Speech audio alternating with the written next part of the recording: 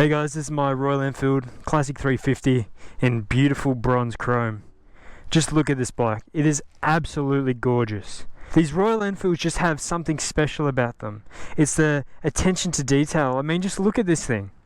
It is just chrome everywhere, chrome goodness, air-cooled engine, no radiator in the way. There's something very special about these bikes. You have to see one in person. You can see them online and they look gorgeous, but in person they just look all that much better. There's something very special about these bikes, and you definitely have to swing a leg over one of them, ride it, own it, take one out for the day. You just have to do yourself the pleasure in riding one of these bikes. When you come up to the bike, I mean, it's just chrome. Chrome. That's the first thing you see. Chrome. And guess what? Metal. Metal. Metal. Metal. Metal. Swinging a leg over this bike, there's a few things I want to point out from an owner's perspective. Minimal. Simple. Gorgeous. Look at this dash. Nothing. It's just a simple dial Royal Enfield. You get no revs, but you get a speed limit. It's kilometers, you dial, your speed, tacho, that's all you need. Ignition, really simple.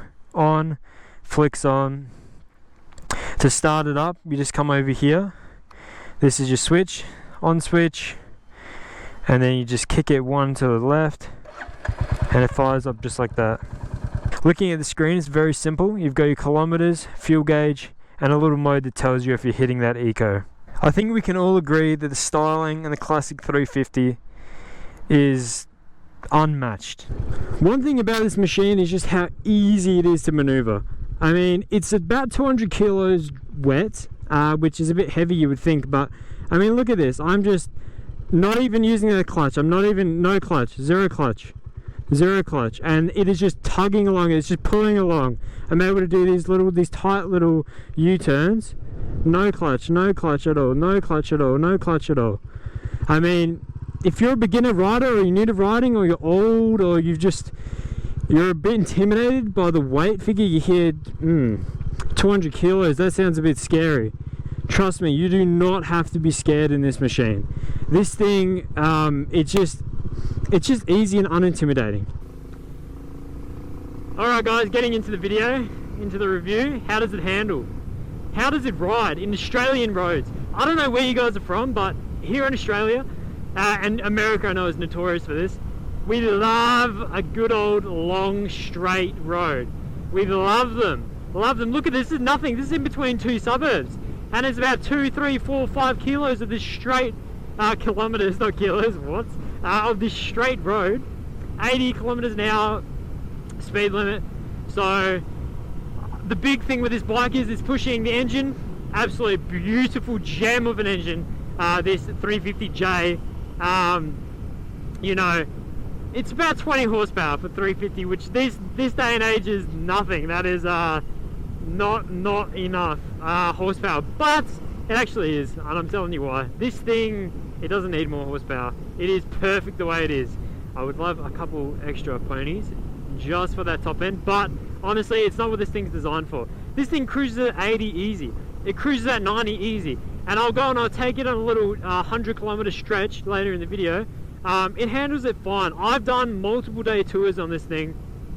That's a lie. I haven't done multiple day, but I've done multiple hour tours, you know, 4 hours in the saddle to each spot there and back in the day. You know, not the longest trip, but going 100, 110 the whole way. This thing's handled it fine. Absolutely great. But, you know, it's not what it's designed for, but it does it. And I think that's a big thing. People in Australia and America, and just in general, they want to make sure they want to be able to take it on the freeway. They want to take it on the highway. They don't want to have to worry.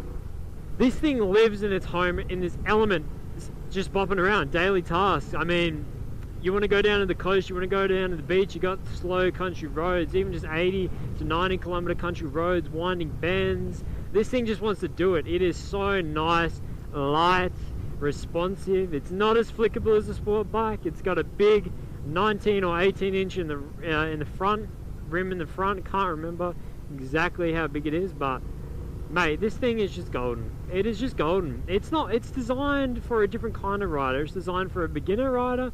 It's designed for an older rider. It's designed for whoever. whatever kind of rider that just wants to have fun and wants to look really cool while doing it. And they want something that's economical, cheap to insure, cheap to run.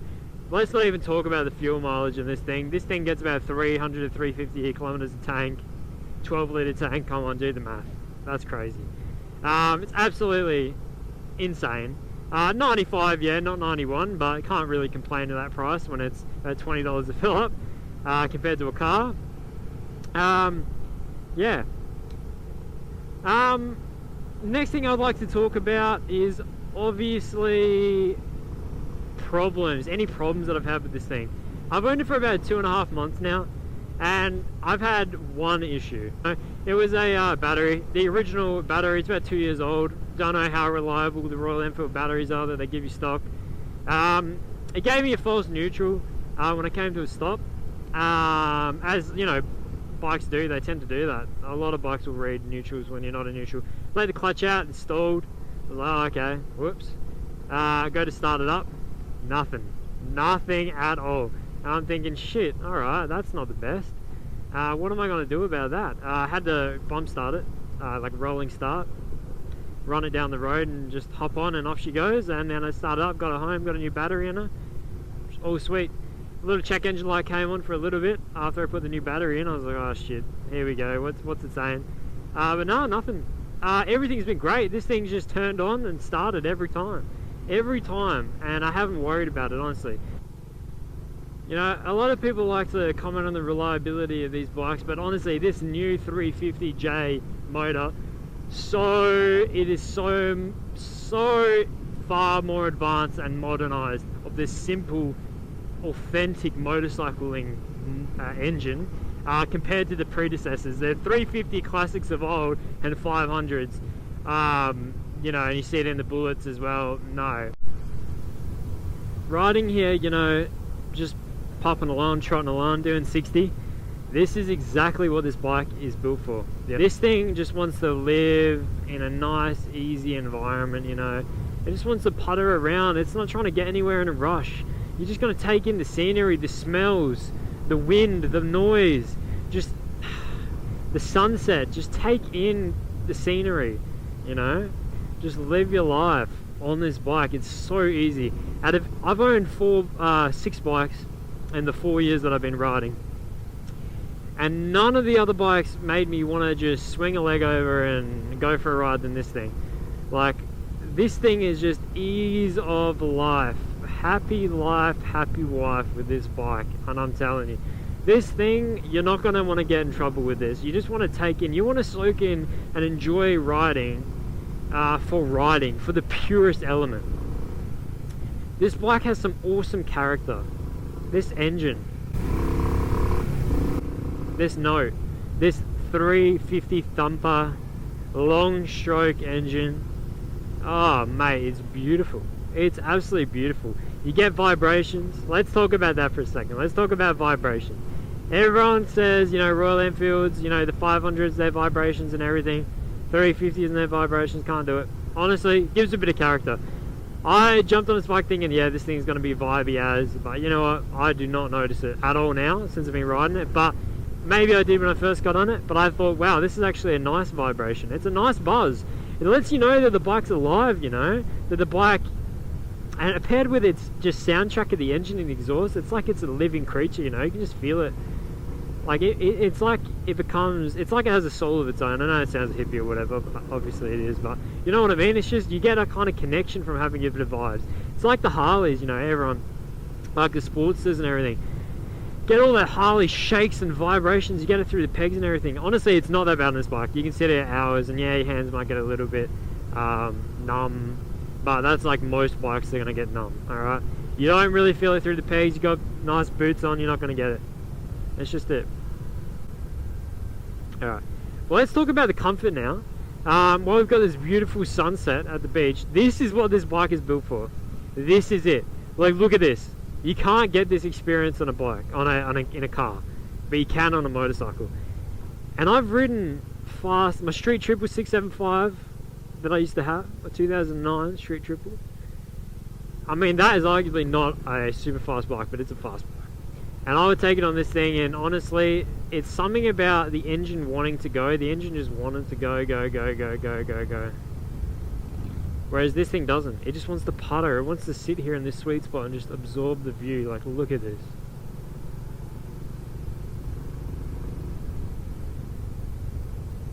This is what biking is all about. Just puttering, taking time, being safe. There's nowhere you need to be in a rush when you got a view like this. I smell the sea breeze, you know? It's what riding's all about. I think every rider should have a bike like this.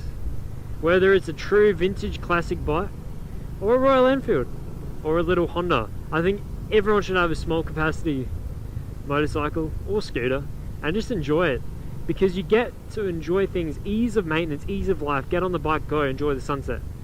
Some bikes, you know, you just can't be bothered pulling them out of the shed. You cannot be bothered, you know, grabbing them out of the garage, going, putting a leg over, moving cars around, moving the bike around, getting out the gate.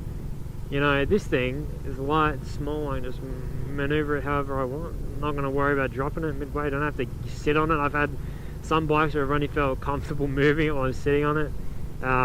Dad used to have a 650 Bergman, and fucking when I had to maneuver that, I only liked sitting on it. I did not like maneuvering that standing up, because it just felt so heavy. Even though I've had bikes that have weighed, like, it only weighs 230 kilos or something, but oh my god, you feel every kilo when trying to push it from standing still.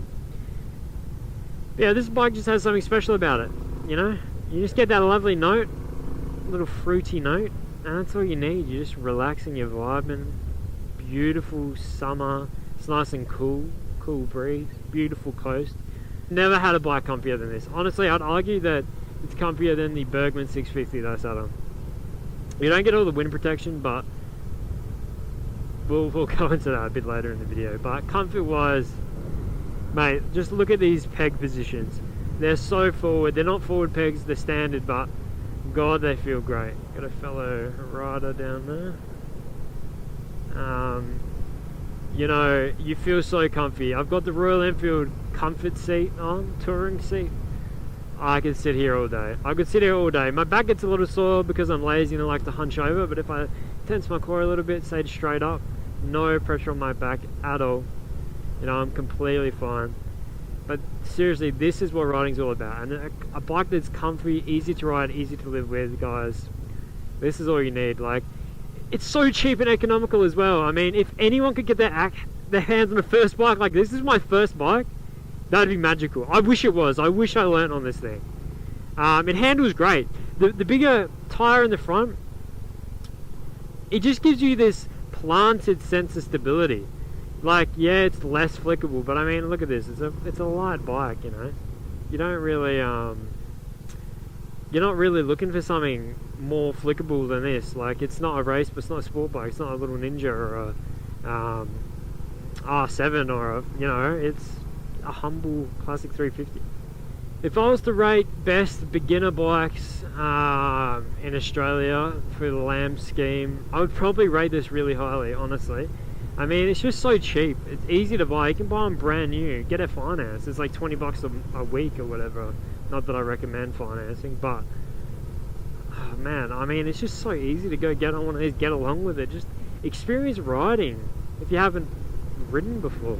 And if you have ridden before, then take the time to get to know one of these bikes, and you could be having a moment just like this.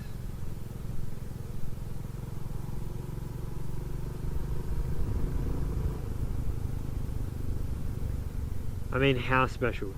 How special?